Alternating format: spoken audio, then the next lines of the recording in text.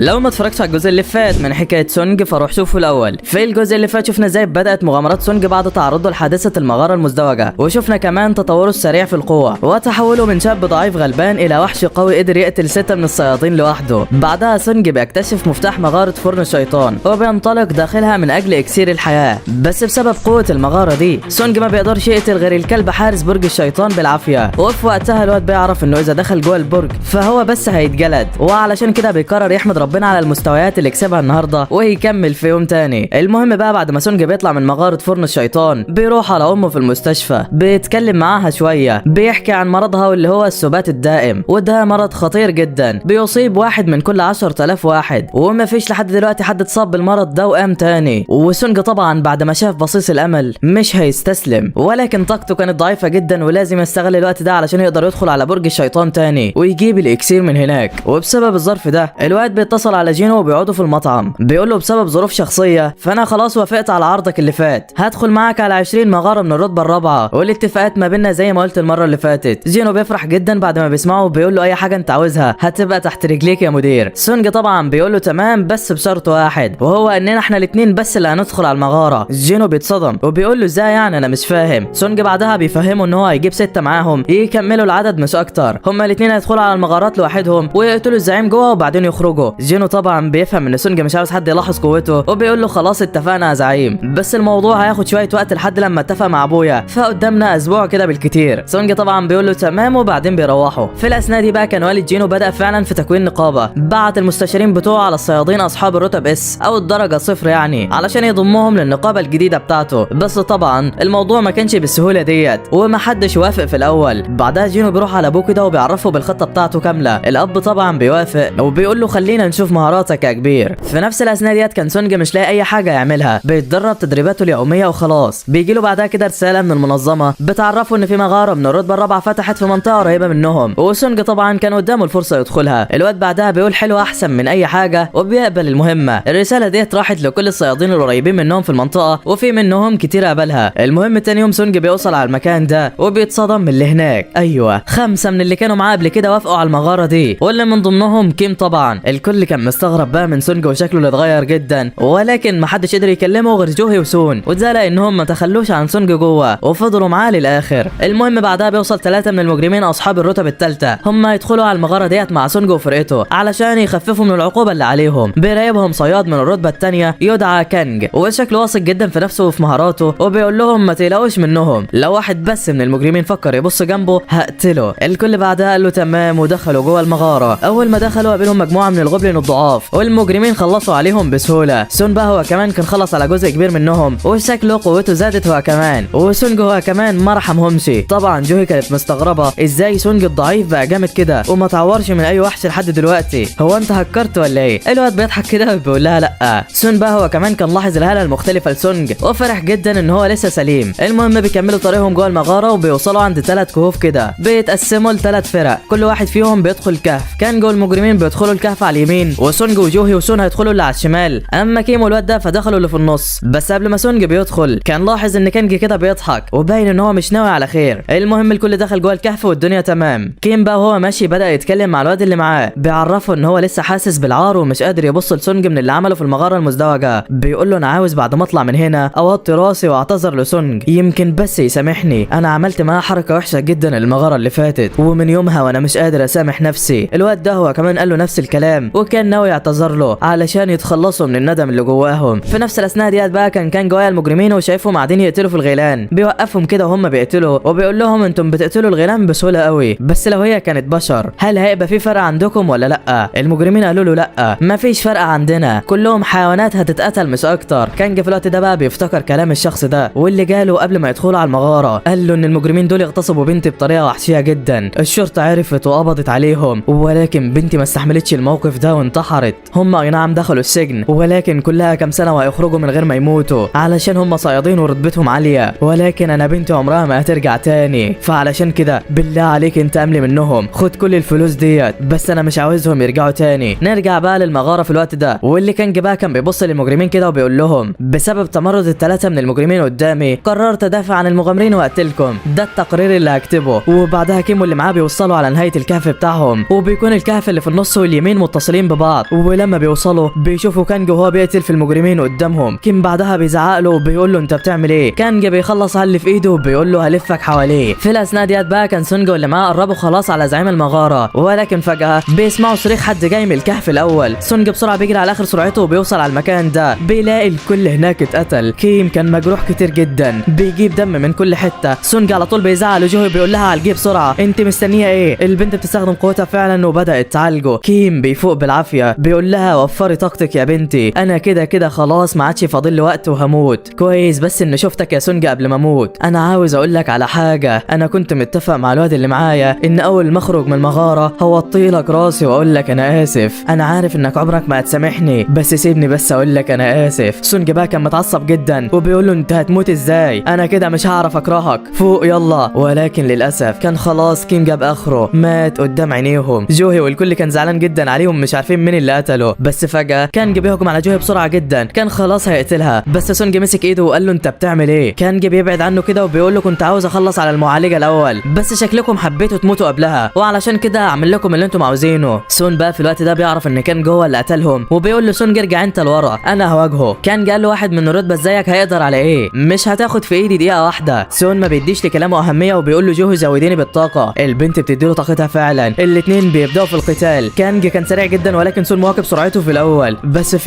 بس يا صديقي كانج بيزود في سرعته كمان وبيجرح في سون في كل حته. الراجل جسمه اتدمر وخلاص ما عادش قادر يتحرك. كانج هو كمان خلاص بيقول له دي نهايتك، كان خلاص هيقتله، بس سون بيستخدم كل طاقته وبيحرق بيها اللي قدامه. بيكون فرحان ومفكر نفسه خلاص فاز، بس كانج بيضحك على شجاعته، بيقول له فضلت تمثل انك محارب بالسيف علشان تخليني اخفض دفاعي وتحرقني، صح هي خطوه حلوه وجريئه بس مش هتنجح معايا انا. وبيطير عليه خلاص هيديله النهيه. جوهي هي كمان غمضت عينيها خايفه من اللي هيحصل، بس لما فتحت عينيها لقت سونج صد الهجمه بتاعته. سون كان لسه عايش. كانج بقى بيتصدم للمره الثانيه وبيقول له انت مين يالا؟ ازاي قدرت تصد هجماتي مرتين ورا بعض؟ سونج بيقول انا مغامر من الدرجه الخامسه وشكلي هجلدك دلوقتي. كانج بيتعصب عليه وبيقول له خمسه مين؟ انت قدرت تصد هجمتي مرتين ومش بس كده، انت كمان عندك قوه جسديه عاليه وبتتحرك بسرعه، وده معناه حاجتين بس، انك لا اما خبيت قوتك او حصل لك استفاقه. الكل في الوقت ده بيتصدم وسون هو كمان مش مصدق عينه. كانج بعدها بيكمل كلامه وبيقول شكلكم كده تعرفوا بعض من فتره، وده معناه انك ما اخفتش قوتك ولا حاجه، انت لازم يكون حصل لك استفاقه تانية. الكل لما بيسمعوا بيتصدموا ومحدش مصدق ودنه. كانج بقى بيقول له استفاقه ولا مش استفاقه؟ انا جبت اخري منك وهقتلك دلوقتي. سونج بيتعصب من كلامه وبيقول له انت قتلتهم ليه؟ فكانج قال له علشان ده طلب من العميل، المجرمين دول اغتصبوا بنته وقتلتهم علشان كده. سونج قال له انا ما قلتش المجرمين، انت قتلت كيم واللي معاه ليه؟ واضح انك كنت بتعذبهم قبل ما تقتلهم. لو كان كلامك صح وانت قتلت المجرمين علشان العميل، فليه ما سكتهمش بطريقه تانية؟ انت شكلك كنت بتستمتع بتعذيبهم وعلشان كده تجنبت كل الاعضاء الحيويه بتاعتهم وخليتهم يموتوا من النزيف مش اكتر. كانج في الوقت ده بيفتكر اللي حصل لما العميل جاله وقال له على الطلب بتاعه. الواد قبل ما يوافق او يرفض سال العميل سؤال، قال له انت مش شايف ان واحد موهوب زيي في الدرجه الثانيه يستحق يكون في نقابه عاليه؟ ما سالتش نفسك ليه انا قاعد في المنظمه الكحيانه دي وبقبض الراتب البخيس ده؟ الراجل استغرب كده وقال له ليه؟ كان قال له علشان انا بستمتع بقتل البشر ومفيش مكان هيسمح لي اعمل كده غير هنا. بنرجع بقى للوقت الحاضر وكانج بيقول لسونج ايوه انا قتلتهم علشان انا بحب كده وهقتلك انا كمان علشان كده، يلا ورينا هتعمل ايه. بيهجم على سونج بكل غباء ولكن الواد بيصد كل هجماته. الاثنين فعلوا طاقتهم وسرعتهم كانت عاليه جدا، بيهجموا على بعض وسون وجوهي بيتفرجوا مش مصدقين اللي عينيهم شايفاه. ازاي سونج بقى بالقوه ديت؟ الاثنين هم كمان بقى في الوقت ده كانت سرعتهم متساويه، الضرب بتاعهم ملى المكان. بس كانج بيقول لسونج انت موهوب يالا، بس واحد زيك لسه ما اتعودش على قوته مش هيقدر يواكب خبراتي. بيهجم على سونج وبيعفر عليه، بيستغل انه مش شايفه وبيجرحه في وشه. بيقف بعدها قدامه وبيقول لي جهز لي بقى علشان المره الجايه هقتلك. الهاله بتاعت القتل بتاعته كانت حواليه والنظام بيتعرف عليها. بيبعت لسونج رساله بيقول له لو ما قتلتش اللي قدامك ده قلبك هيموت وهتتقتل. الواد بقى على عكس المره اللي فاتت ما اتصدمش ولا حاجه، كان فرحان من النظام. بيجمع بعدها قوته حواليه، الهاله المرعبه بتاعته بتظهر، حرفيا طاقته بقت مرعبه. بيهجم على كانج بسرعه جدا وبينجح يجرحه في وشه. تاثير السم بتاع الخنجر هو كمان اشتغل. كانج مش فاهم حاجه، سونج بيستمر في الهجوم عليه من كل اتجاه. كانج مصدوم جدا، بيواكب سرعات سونج بالعافيه. الواد كان قرب منه وخلاص هيديله النهيه وبوم كانج اختفى. ايوه استخدم المهاره الاقوى ليه، حركه الظل. بيختفي بسرعه جدا وبيهجم على سونج والواد مش عارف هو الضرب جاي له منين. سونج بيحاول يركز حواسه علشان يعرف هو فين ولكن كانج كان سريع جدا وجرح سونج في رجله كده مش هيعرف يتحرك تاني. بيقول لسونج بعدها انت عارف ان المهاره ديت محدش يعرفها ليه؟ علشان اي حد شافها ما شافش اليوم اللي بعده، اجهز علشان هتموت. جوهي بقى كانت لسه راحت تعالج رجل سونج فكانج بص لها لها قال لها مكانك، انت لو اتحركت هخلص عليك الاول، ما تستعجليش لموتك واثبتي هنا. سونج بقى في الاثناء دي بيقول له انت هتفضل تلكلك لحد امتى؟ انت مفكر انك ختمت سرعتي صح؟ طب اهوت. ومره واحده سونج بيستخدم الشفاء الكامل وبيشفي رجله المصابه. كانج طبعا مش مصدق ازاي صياد مقاتل عنده سحر السم والشفاء، مستغرب جدا من اللي بيحصل. سونج بقى هو كمان بيقف له والهاله المرعبه بتاعته غطت المكان، عينه بتتلون بالازرق وبيقول لي كانج خلاص وقتك خلص معايا، انا هقتلك. الواد بيترعب منه وبيهجم عليه بحركه الظل بتاعته، بس خلاص يا حبيبي. سونج قال له هقتلك يعني هقتلك، بيصد كل هجماته بسهوله، بيحدد مكان ضربته من خلال نيه القتل بتاعته، بيقول له خلاص دي نهايتك. ومره واحده سونج بيستخدم مهاره تعطش الدماء بتاعته. كانج بيتصدم، المكان كله حواليه اتغير، لقى عينين مرعبه بتبص له، يا الهي. سونج بيقرب منه وبوم خلاص قتله، السم دخل الجسم بالكامل. وكانج في لحظاته الاخيره بيقول لسونج انا مش فاهم حاجه، احنا قسنا طاقتك لما خرجت من المغاره المزدوجه وما كانش عندك اي طاقه، هو ايه اللي بيحصل ده؟ سونج بعدها بيقول له لو قلت لك ان طاقتي بتزيد بعد كل قتال ايه رايك؟ كانج طبعا ما بيقدرش يقول حاجه وبيتصدم من قوته، وبعدها بيموت. جوهي وسون هما كمان ما كانوش لسه مستوعبين الموقف، ولكن بيشكروا سونج على انقاذهم للمره الثانيه. بعدها الواد بيقول لهم انا هروح اخلص على زعيم المغاره، استنوني بره. وبعدها بيسيبهم ويمشي. قوته طبعا بعد هزيمه كانج زادت وعينه بقت مرعبه، خلص على الوحش في ثواني وبعدها خرج لبره. رئيس قسم المراقبه بقى بيعرف باللي حصل وان كانج مات، ولكن ما بيكونش مصدق وبيسالهم مين اللي قتله. سونج بقى فكر انه خلاص هيتكشف والكل هيعرف قوته، ولكن سون بيقول له انا اللي قتلته عن طريق مساعده جوهي اللي هي معالجه من الدرجه الثانيه، قدرت توفر لي الطاقه وعالجتني علشان كده انا قتلته. الكلام طبعا ما بياكلش مع الرئيس كتير، ولكن ما بيكترش في الكلام معاهم وبعدها بيمشي. بس كان لاحظ ان سونج اتغير جدا عن اخر مره شافه فيها وحاسس ان في في الموضوع. سونج بقى هو كمان كان ملاحظ قوه الرئيس ده وعارف انه حتى بالرغم من قوته دلوقتي صعب يقدر يلمسه. المهم بعد ما الرئيس بيمشي سونج بيشكر سون علشان اخفى هويته وبعدين بيروحوا. العميل بقى اللي كان مأجر كانج علشان يقتل المجرمين كان اعترف بكل اللي عمله، وبكده الجرائم اللي كانج كان بيعملها بانت والقضيه خلاص اتقفلت. جوهي بقى بعد كل الكلام ده واللي حصل لها في المغارات راحت لسونج واعطت له الجوهره دي، قالت له انت كنت عاطيها لي في المغاره علشان اجيب لي نفسي عشاء، ولكن انا قررت خلاص ان انا هعتزل مهنه الصياده وانا هودعك من النهارده يا سونج، ولكن لو جيت في المدينه بتاعتي في يوم فابقى تعالى واعزمني على العشاء. الواد طبعا بيفهم كل الظروف اللي هي مرت بيها والمعاناه اللي حصلت لها وبيقول لها طب خلي بالك من نفسك، وبعدها بتسيبه وتمشي. ولكن وقبل ما جوهي كانت تمشي كان المحقق اتكلم مع سونج شويه وحذره من هوانج. ايوه ده هو اخو دونسك واللي قرر ان هو ينزل البلد علشان يحقق في قضيه موت اخوه وناوي يخلص على كل اللي كانوا معاه واللي هم سونج وجينو. طبعا الواد بيفهم خطوره الموقف اللي هو فيه وبيقول كده بقى عندي سبب تاني يخليني ابقى اقوى. وبعدها بيخلص اليوم وتاني يوم بيبدا سونج والفريق اللي معاه يخلصوا على مغارات الرتبه الثالثه. الدنيا اخر روقان، جايبين معاهم 6 من العواطليه اللي مفيش منهم اي فايده، بيقعدوا يحرسوا مكان البوابه لحد لما سونج وجينو يخلصوا عليها وبعدين بيروحوا على بوابه تانية. سونج بقى بيقتل في الوحوش وبيتطور ومستواه عمال يزيد كمان وكمان مغاره ورا الثانيه، والواد بقى بيمسك الزعيم بتاع المغاره وبيقشر باسنانه، المستوى بتاعه عمال يزيد اكتر واكتر واخيرا سونج وصل للمستوى 40. وفي وقتها بقى بيطلع له اشعار من النظام مكتوب في رساله بتقول اخيرا انت وصلت للمستوى المطلوب، تقدر دلوقتي تختار وظيفه ليك. سونج طبعا ما بيفهمش حاجه من الكلام ده ولكن بيعرف ان الكلام ده مهم جدا وبيقرر يتدرب عليه في وقت تاني. في الاثناء ديت بقى عند نقابه النمر الابيض كان الرئيس ان قاعد بيدور في شويه اوراق كده عن المغامرين والدنيا اخر حلاوه. بيكتشف بعدها ان جميع مغارات الرتبه الثالثه محجوزه من شركه يوجين، والثمن الواحد المدفوع مقابل كل مغاره هو 150 مليون دولار. ده مين اللهبل اللي بيدفع كل الفلوس ديت في مغاره من الرتبه الثالثه؟ المدير ان بقى بيبص على اعضاء الفرقه دي وبيلاقي اسم سونج فيها. الاسم بيشد انتباهه وقال هو ايه ده؟ طلع اوراق الحوادث اللي حصلت الفتره الاخيره وبرضه لقى اسم سونج هناك. قال هو الولد ده ازاي كده؟ مستحيل يكون نجا من كل الحوادث دي الا لو حصل له حاجه واحده، ايوه هي استفاقه. وعلشان كده المدير بياخد المساعد بتاعه وبيقول له الحقني بسرعه في اكتشاف هيزلزل المدينه دلوقتي. المساعد بتاعه ما فهمش حاجه ولكن راح معاه في الاخر. في الاثناء ديت بقى كان سونج لسه داخل على مغاره والفريق بتاعه طبعا قاعد في نزهه، اللي جايب اكل بياكل واللي جايب عصير بيشرب، وما بقتش دي مغاره دي بقت رحله. المهم في الوقت ده ان بيوصل على المكان وبيشوف كل حاجه. الله ده ايه الحلاوه ديت؟ البنت دي بعدها تطلع له وبتقول له مش مسموح لحد يقف هنا لحد لما المغاره طبعا تقفل. ان بيقول لها هو انت واحده من الصيادين اللي هنا؟ البنت قالت له ايوه. ان خلاص اتاكد يبقى كده اكيد اللي في دماغي صح، سونج حصل له استفاقه جديده ومش اي استفاقه لا، ده بيخلص على مغارات من الرتبه الثالثه لوحده. ده شكله هيطلع بخبر كبير جدا. سونج بعدها بيطلع وان بيتاكد من كل توقعاته لانه كان مستخبي في جنب كده. بعد انتهاء المغارات اليوميه بقى لسونج الواد بيقول لجينو انه وراه مشوار مهم لبكره وبيطلب منه ياجلوا المغارات بتاع بكره. جينو طبعا كان دافع فلوسهم مسبقا ولكن بيقول له خلاص يا عم اللي تشوفه، لو عرفنا نلغي الحجز فهنلغيه عشانك، احنا عندنا سونج سونج تاني ولا ايه؟ ما علينا. بعدها بقى واثناء ما سونج مروح على بيته بيقابله المدير ان وبيطلب منه عزومه على العشاء. ايه يا عم انت شايفني كده ولا كده ولا ايه؟ لا مش قصدي والله، بس انا عاوزك في شغلانه محترمه. بيروحوا فعلا على المطعم ده وسونج بيقعد قدامه. ها انت عاوز ايه؟ المدير بيدخل في الموضوع على طول، بيقول انا الرئيس التنفيذي لنقابه النمر الابيض. النقابه بتاعتنا بتدور على الاعضاء الموهوبين، وانا بقى من غير لف ودوران شايفك موهوب وعاوزك تنضم لنقابتنا، وايا كان عرض اللي جينا اقدمهولك فهدي لك الضعف بتاعه. وكان فرحان جدا بقى وهو بيتكلم ومفكر ان ثمنه رخيص يعني، بس سونج قال له 60 مليار، ده هو المبلغ اللي هيكون ضعف اللي جينو دفعه. وبيقوم وبيزعق من الصدمه بعد ما بيسمع المبلغ ده. بيقول له بس انا مش هقدر على الثمن ده انا لو حتى بعت النقابه بتاعتنا كامله مش هتكمل 50 مليار. سونج بيقول له طب كده خلاص النقاش بتاعنا خلص، وقام وخلاص ماشي. بس هو واقف جنبه بيقول له انت عرفت بيا منين؟ اوعى تكون كنت بتدور ورايا ولا معرفش.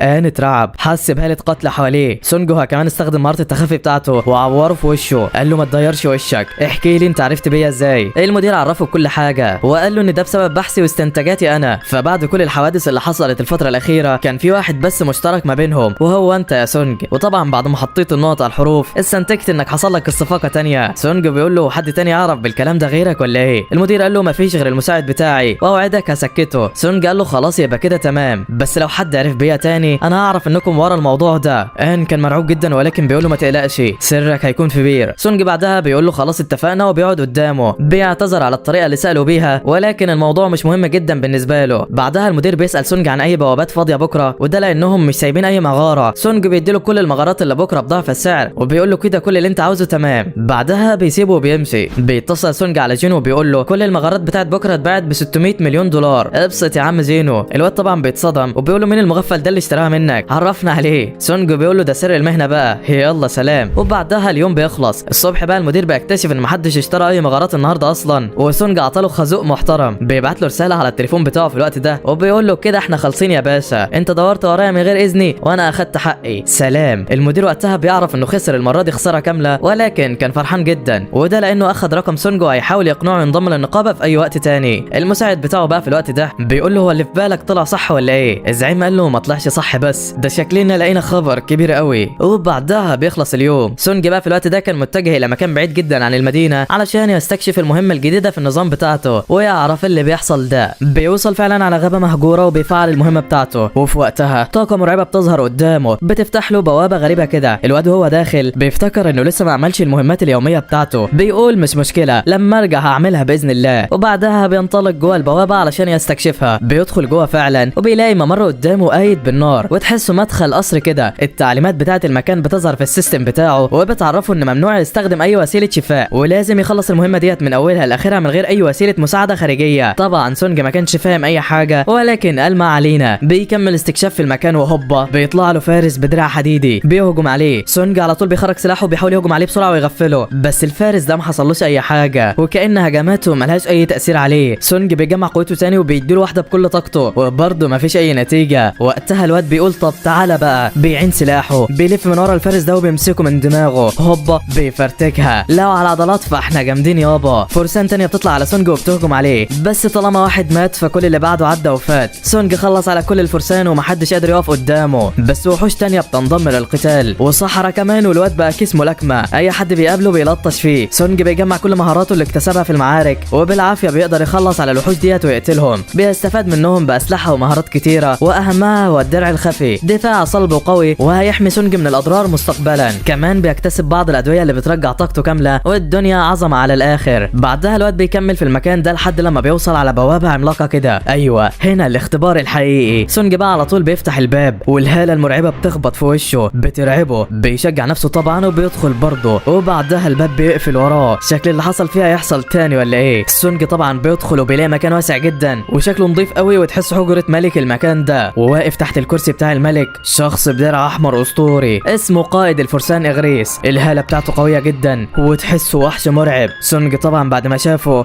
دب الرعب في قلبه وعرف ان ده مش خصم طبيعي، ده وحش بنفس قوه الوحوش في المغاره المزدوجه ولازم يحرس منه. اغريس على طول بقى بيجهز السيف بتاعه وبيوجهه على سونج، ومره واحده الوحش انطلق عليه، هوبا قتل واحده كسرت كل اللي حواليه. ده ايه القدره الجباره ديت؟ سونج لسه ما فاداش الهجمه وبوم التانيه طيرته، لسه ما لحقش واغريس وراه مش رحمه. سرعه وقوه ومهاره مش طبيعيه. سونج مش ملاحق ولا عارف يصد ولا قادر يعمل اي حاجه. بيجمع شجاعته وبيهجم عليه بكل شراسه، ولكن اغريس كان مسيطر عليه، سابه حتى حتى يجرب يطعنه، بس طبعا كل الضربات من غير فايده. اغريس بعدها بيجمع قوته في السيف بتاعه، بوم بيدي لسونج واحده زلزله المكان بالكامل. الواد بيصارع على اخره قدامه، برضه مش قادر يعمل اي حاجه. بيقول لو الخنجر مش جايب معاك نتيجه فانا هكسبك بدراعي. بيعين الخنجر في المخزن بتاعه، بيقول له اجهز علشان هكسرك. الفارس بيعجب بشجاعته، بيرمي اسلحته هو كمان وبيقول له هات اخرك يالا. وبوم مره واحده اغريس كان قدام سونج، وهوبا احلى بوكس على دماغك، رماه في الجدار وطار وراه مش رحمه. البوكس في التاني في التالت سونج حرفيا بيتجلد. البوكس الاخير وهوبا الجدار اتكسر. الواد بيهرب من تحت ايده باعجوبه. ايد سونج هي كمان اتضررت، ولولا الدرع الخفي كان زمانه مات. نقاط حياته هي كمان قلت 500 نقطه. وبيقول لو قوتي مش جايبه معاك نتيجه يا اغريس فهوريك بقى انا هعمل ايه بسرعتي. ومره واحده سونج بيجمع كل القوه في رجليه، وهوب انطلاقه صاروخيه عليه. فدا اغريس اول مره، رجع في الجدار تاني مره، بعدها البوكس اللي زلزل المكان ايوه بالرجل تاني ومش هرحمك. سونج مستمر في الهجوم بكل شراسه، بيجمع قوته بيدي واحده لاغريس في دماغه، مفكر نفسه خلاص انتصر،